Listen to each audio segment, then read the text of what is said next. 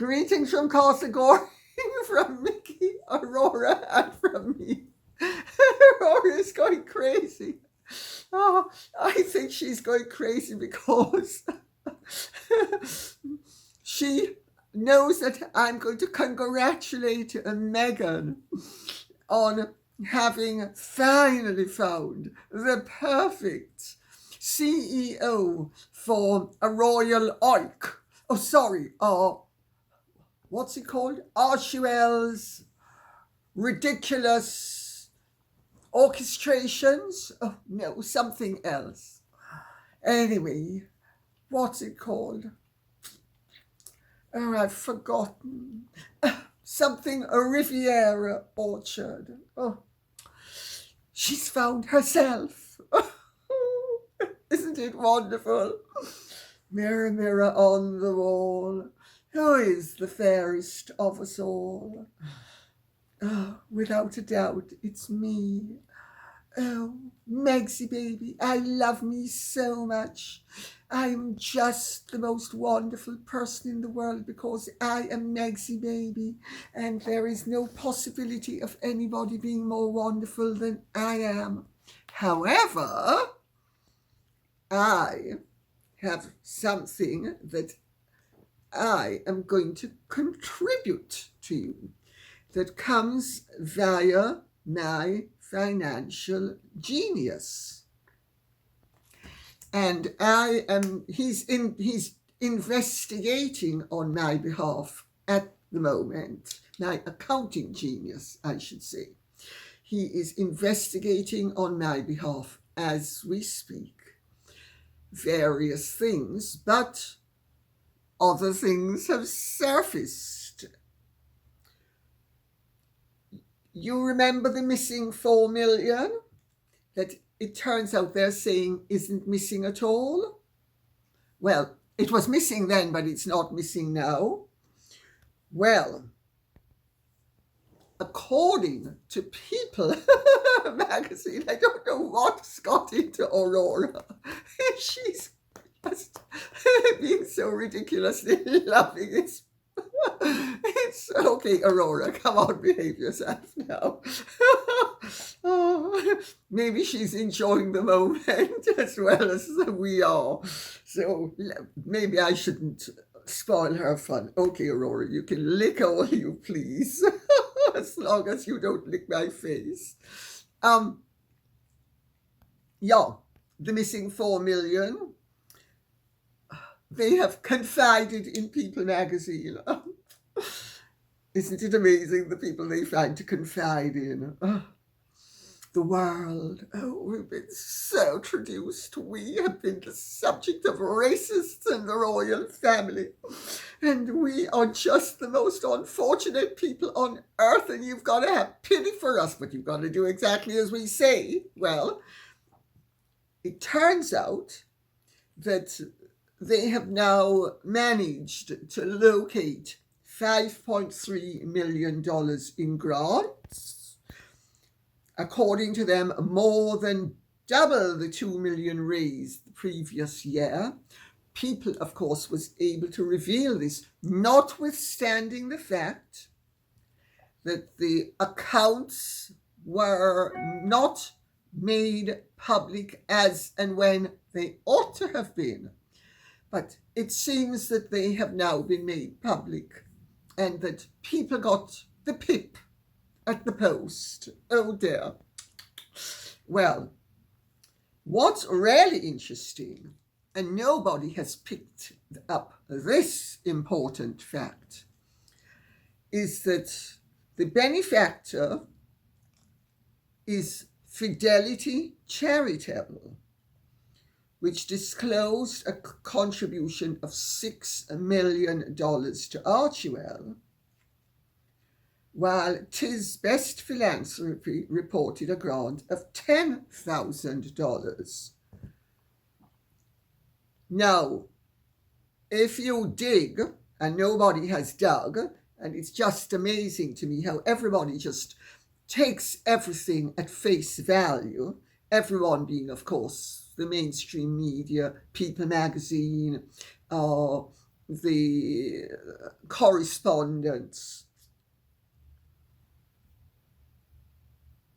Fidelity Charitable is actually an organization through which people funnel their money for tax advantages. Go onto their website.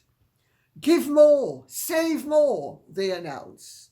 Because you can fund the giving account with cash, appreciated stock, or even non-publicly traded assets like private business interests, you can potentially increase your tax savings and give more to the causes you care about most. Oh, well, Mr. DeMille, there's never been any doubt. I care about the camera and also, mirror, mirror on the wall, who's the fairest of us all? Well, I care about me the most. Yes, I do. Fidelity Charitable makes monetizing these assets for charity simple and easy.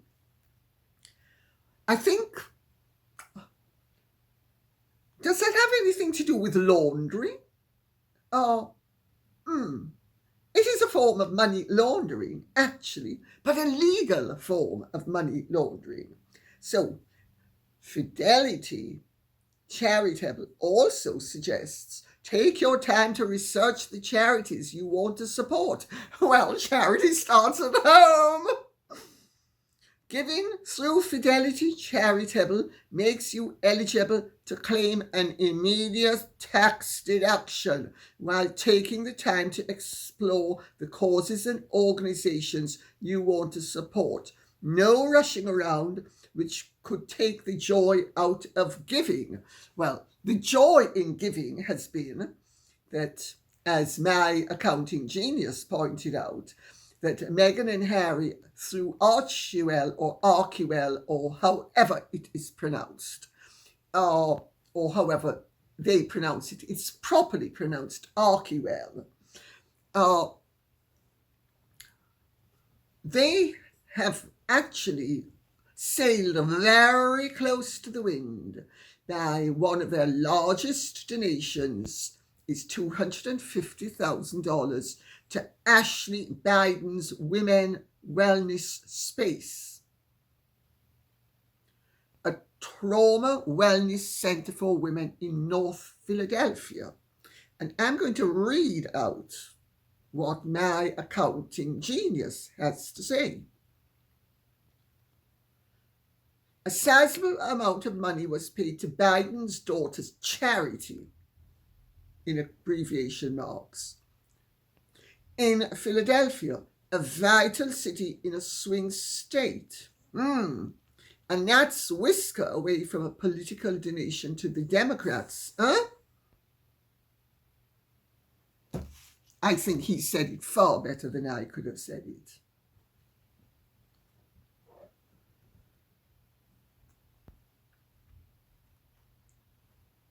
I don't know what that stench is. Do you have any idea what that stench is? Oh, there's really something rotten in Denmark. Katarina Bundschuh says, hi to everyone from Germany. Saw the German documentary tonight. Harry der Verlorene Prince, which means Harry the Lost Prince. I hope I pronounced it properly. It was a tad more critical of the duo than usual, but nothing groundbreaking and absolutely no mention of the Magnancies.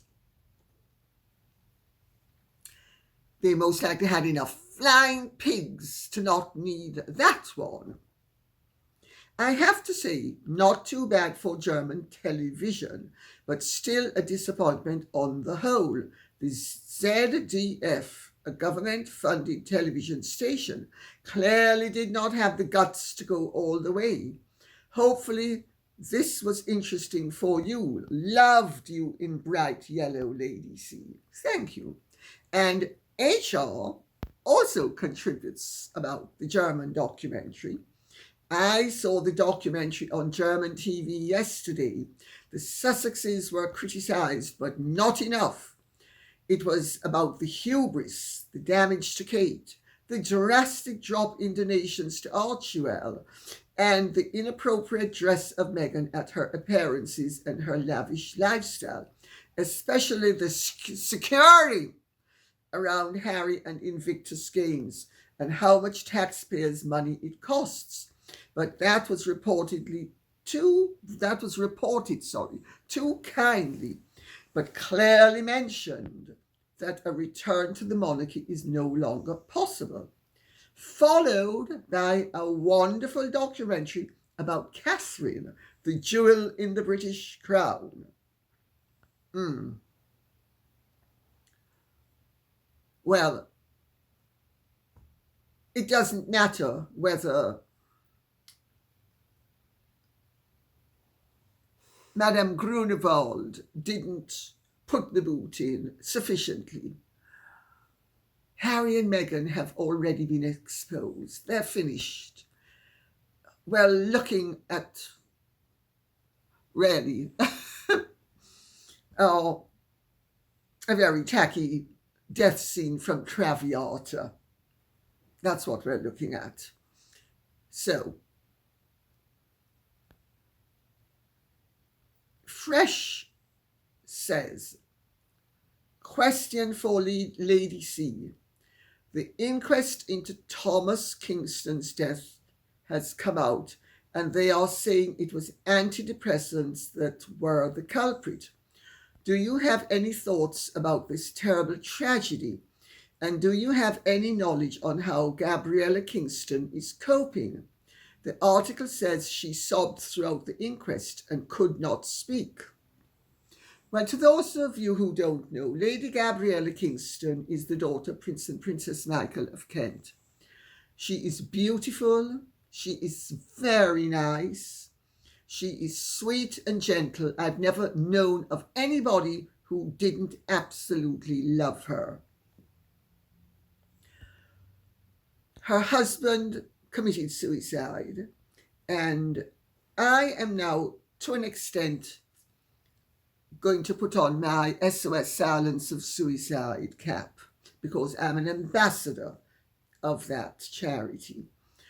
And when it was very clear in the inquest that he was given antidepressants that did not agree with him, and the doctors fatally took him off those antidepressants and put him on another set of antidepressants that were of the same family. I mean, it's unbelievable. But this is the sort of thing that happens. There is another case that I will, for decorousness, drift into, which is the case of Nick Wentworth Stanley, who in 2006 did the exact same thing. He was taking a drug for, if I remember correctly, it was for acne, which has that side effect as well. His mother, incidentally, is the Marchioness of Milford Haven, but he's from the first marriage, and her husband, George, is the head of the Mountbatten family. His mother's an old friend of mine. His brother is Lord Ivor Mountbatten, who we've covered here before.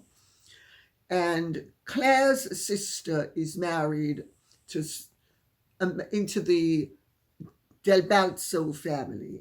In the 70s and 80s, I used to run in the same crowd with some of the Del Balzos.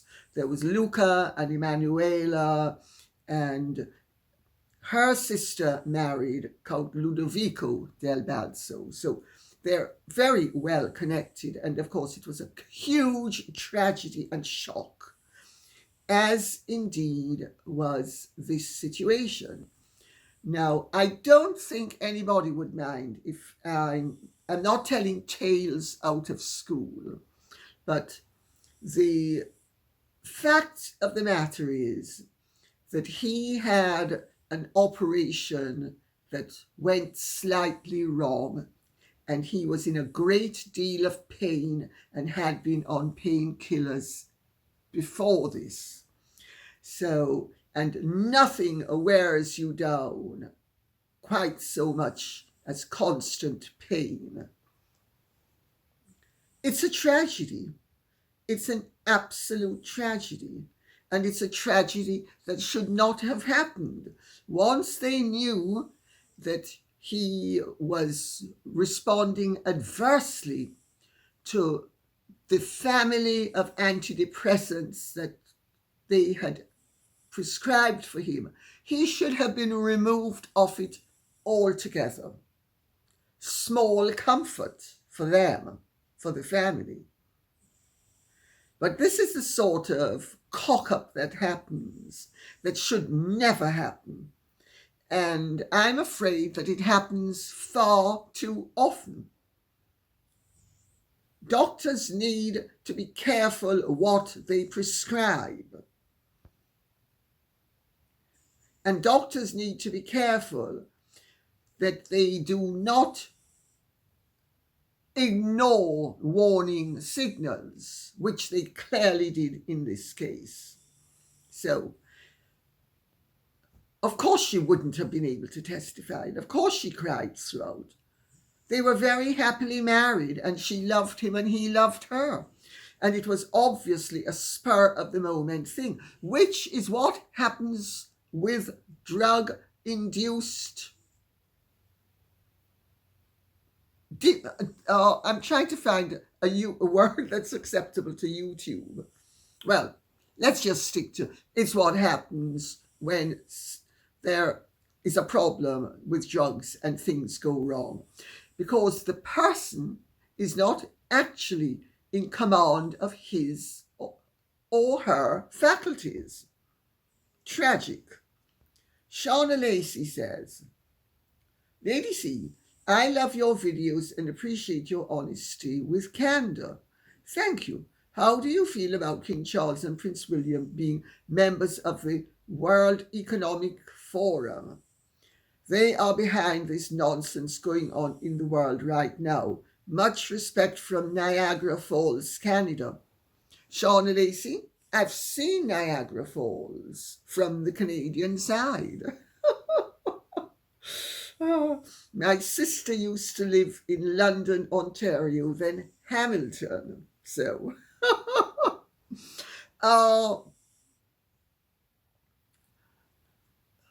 the World Economic Forum is something that appeared originally to be a good idea, where governments would get together to see if they could alleviate difficulties and problems economically through cooperation.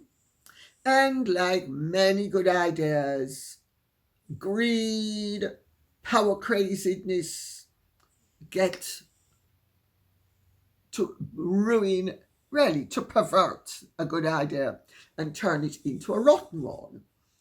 And the World Economic Forum is now deeply suspicious.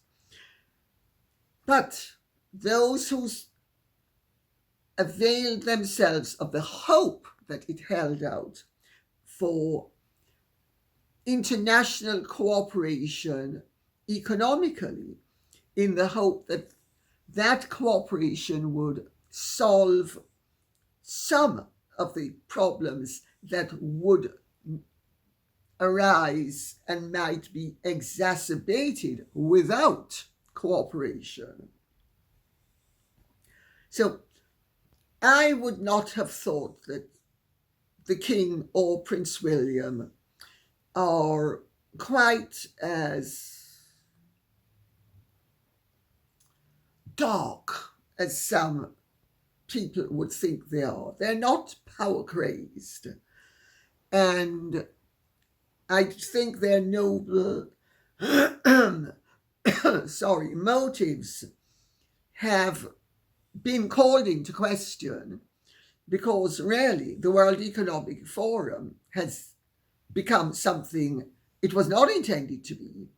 And instead of alleviating problems, it's become a vehicle for management and really possibly creating an economic stranglehold on the populace of the world, as opposed to solving the problems of the populaces of various countries. So I think you will find that because of the way the world has gone, you see, we in the West have made some huge mistakes. If Klaus Schwab and all of the Blofelds who were hoping that the World Economic Forum would turn them into masters of the universe, they should have understood that you don't allow one half of the wealthy nations of the world to antagonize the other half of the world's wealthy nations, because they're not going to be playing ball with you. So, in a funny sort of way, the fractures internationally that have been taking place recently are an antidote and to the possibility of any real success of the World Economic Forum, to the extent where it could become the dominating force that some people seem to think that it would like to be. And Klaus Schwab has certainly made very disturbing and discomforting comments. And with due respect, who elected him to anything? Karen Dash says, Lady C, can you explain why Prince Harry is silent with regards to this African woman who was trampled and caused her to miscarry? Not to mention the allegations of ravishment with 4 letters, beginning with R and ending in ape, since this is YouTube, and torture since the beginning of last year. Well, you're referring to the African park's difficulties, which continue.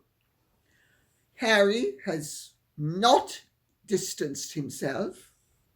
Harry has done nothing to alleviate the situation. He goes around prancing around as if he is Ponce de Leon, and that he's going to just so fabulous. And I'm going to tell the First Nation people, I'm going to take care of them, and I'm going to take care of everybody. Where, as long as I can put my mouth there, that's fine. But if I have to put my money where my mouth is, I'm not a chance. I'm going to scarp her like a coward, which is precisely what he's done. He's gone under the radar. So why is he silent? Because it's not going to make him any money or give him any approbation. Haven't you figured out yet that Prince Harry is actually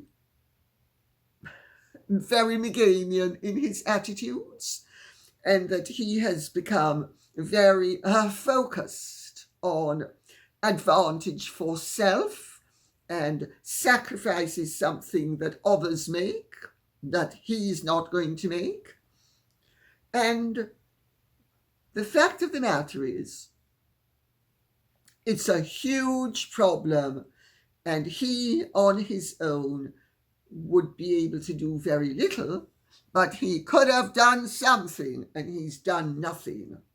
So, does that answer the question? Self-interest to the fore.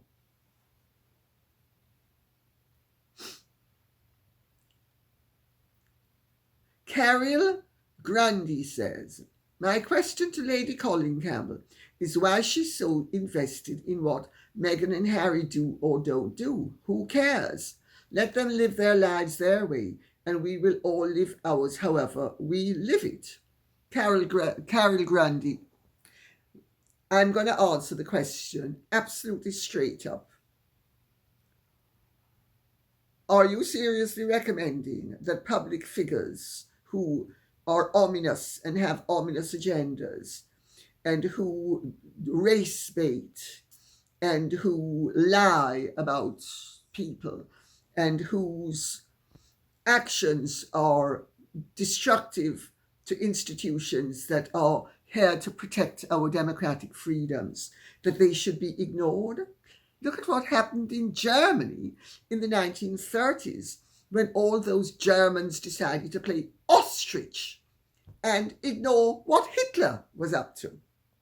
Look at what happened in Russia in the early days when the Bolsheviks took over.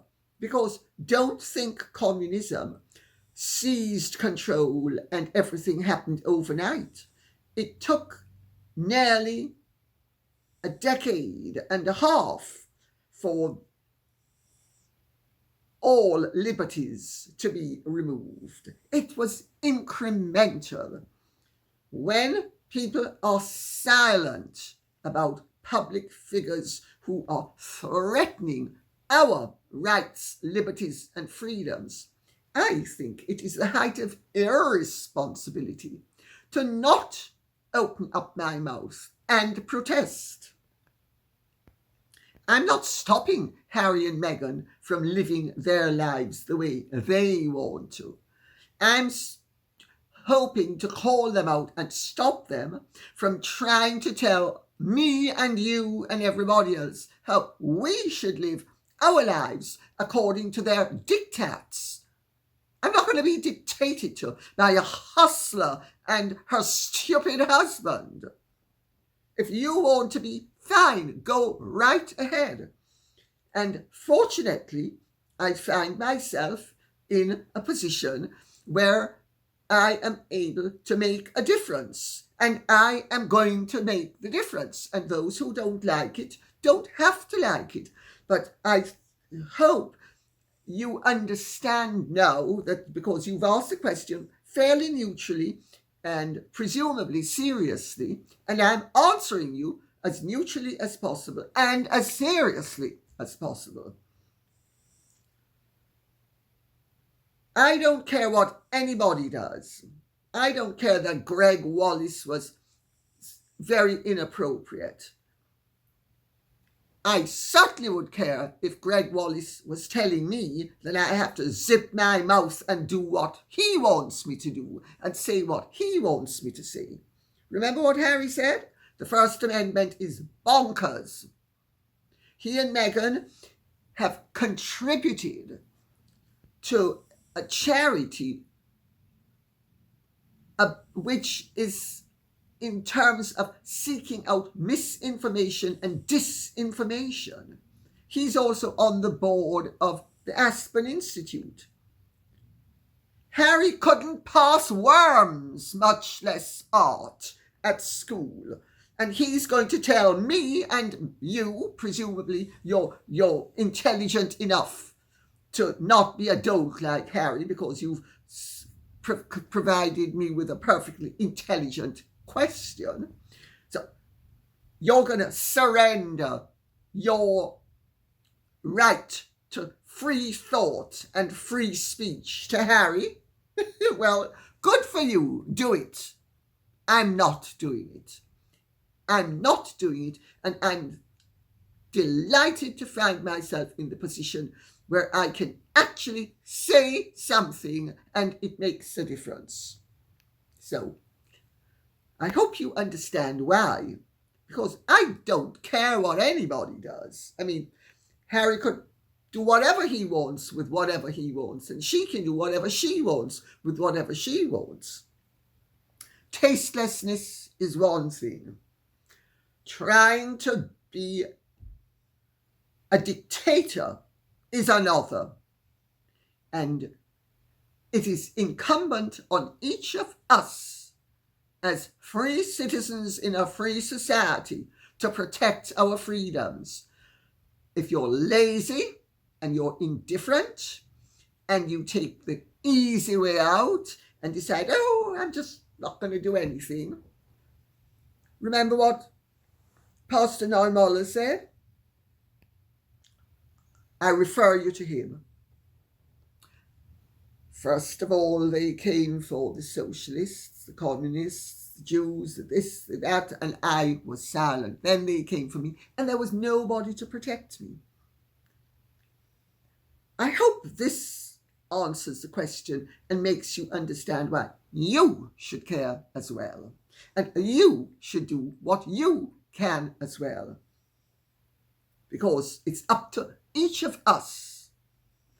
I think it's called our duty not only as citizens, but our spiritual duty to ourselves.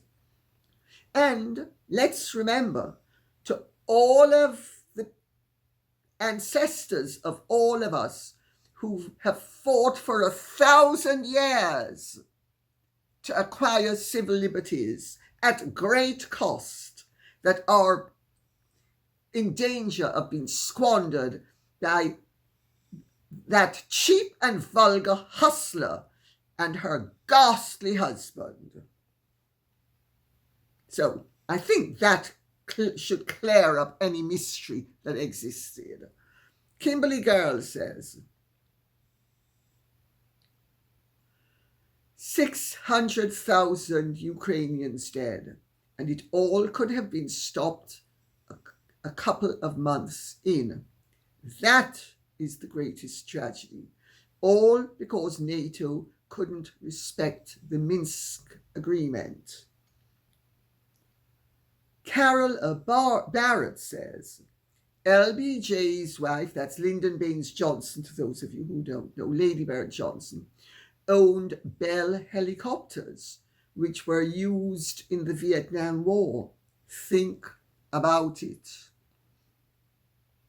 Black Rock, White Rock, rocks galore. We need to make money. A.V. Toth says, you can't live peacefully with people who don't want to live peacefully with anyone different from them. 2014. Who was president then? 2020. Biden might have been president, but does anyone think Biden made decisions? Biden certainly made some decisions. Maybe Obama made decisions as well in the present, and certainly made decisions in the past. That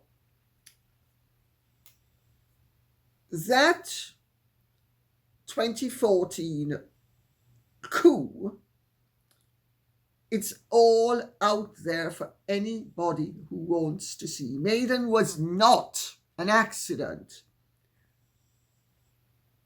It was an orchestration. And yes,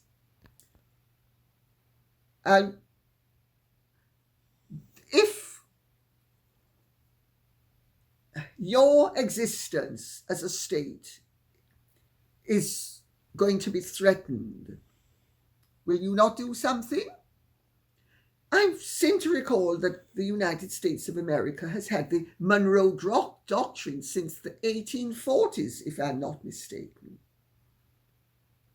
It toppled the Empire of Mexico because it didn't want an empire beside it that also had the support of another empire, the French Empire. I don't see any outrage at what it did then, and I don't see that people seem to think it's perfectly okay for us in the West to threaten everybody, but anybody who dares to stand up for themselves should be crushed. However, let's remember what this is all about as well. This is not really about trying, except for a few crazy hawks in Washington and one or two delusional idiots in Britain and France. This is not about trying to lead us into the Third World War. This is about making money. Money. This is about destroying a country and then rebuilding it. Why do you think the Biden administration has been sending missiles into Russian territory? American missiles. That is an act of war by the United States of America against the Russian state. Now, the Russian state is not at war with the United States of America, and the United States of America is not at war with Russia. Let's remember that. Congress has not declared a war. And I understand that Congress has to declare a war for the war to be valid.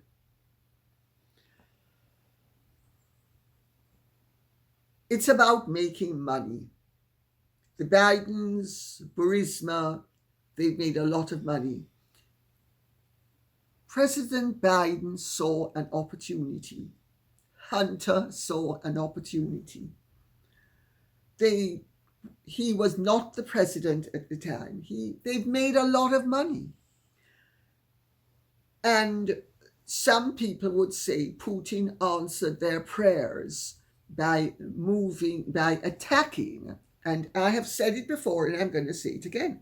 There is a school of thought that the withdrawal from Afghanistan was deliberately chaotic and giving the message of not only chaos but weakness as an inducement for Putin to then move into Ukraine, which he did. I think that was an error of judgment on Putin's part. That's my take on it. I think he actually most likely ended up giving the war merchants and the warmongers what they wanted, which was greater destruction. But even if he hadn't done that, they were still going to be pushing and selling arms to Ukraine and telling the Ukrainian government that they had put into power that it needed to provoke its neighbor, notwithstanding the fact that its neighbor had not been provoking them.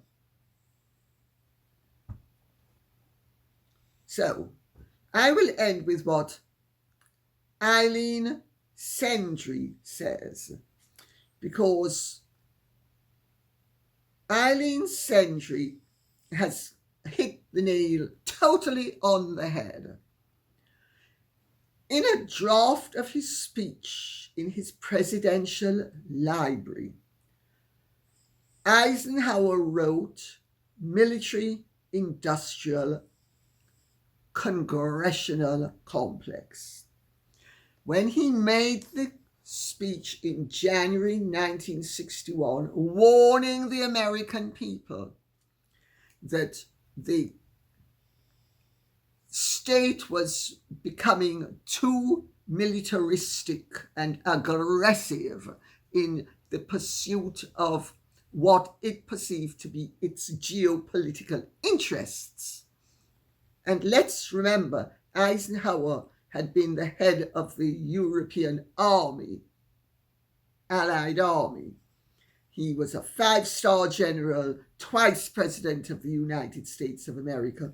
But he was a decent man. He had seen the horrors of war. He did not want more unnecessary wars. And he, at the end of the day, his speech said military-industrial complex, and he left out the word congressional, because my suspicion is that he thought if he did not leave out the word congressional, he would be possibly accused of undermining the integrity of the state politically. But he was absolutely right. It has been an unholy alliance where Congress, both political parties, incidentally, because let's remember George W. Bush, Dick Cheney, Halliburton, Clinton, LBJ, the helicopters, it's Vietnam, both political parties, both, not one, both. And hopefully we are living in a period of change where America will retrench, because I'm going to end with what Pat Pelham says. Please stop saying the Americans did this or that. It's the politicians, something that we can't do anything about. When we vote, it doesn't matter. Pat Pelham, to an extent, you're right. But you, as Americans, need to start to say, we, the American people, will not put up with this. We are not going to allow our politicians, whom we have elected, to abuse the power that we have given them so that they will increase our GDP to the detriment of other nations. So you can do something, and I'm afraid one cannot always be saying the American state or the American military. Sometimes one just says the Americans in much the same. I mean, you don't, when you're speaking about the Second World War or the First World War, do you say the Nazis or those Germans who were evil? No, you don't. You say the Germans. So I'm afraid it's up again to each of us to open our mouths and stand up for what we believe in.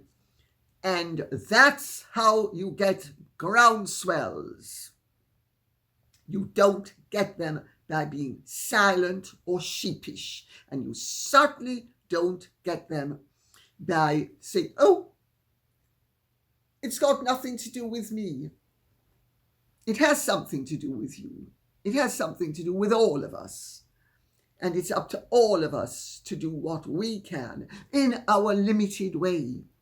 Because that's how groundswells start, and that's how they become effective.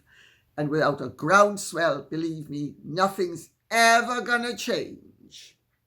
And on that note, I'll say thank you very much for listening. I hope this has been of some interest to you. If it has, please keep the questions and comments coming in so I will know what you would like us to be speaking about. Okay, thank you so much. Take good care. Godspeed.